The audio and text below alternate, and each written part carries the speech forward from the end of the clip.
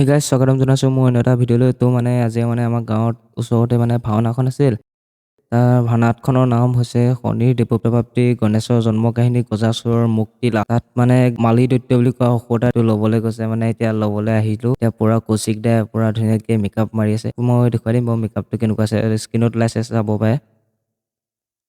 ভাওনা গোটেই প্ৰৱেশৰ ভিডিঅ'টো দিব নোৱাৰিম, কিন্তু বচন কোৱা আৰু প্ৰস্থানৰ ভিডিঅ'টো কিন্তু দিম। সেইটো চাব আৰু আজি ভিডিঅ'টো আৰম্ভ কৰিম।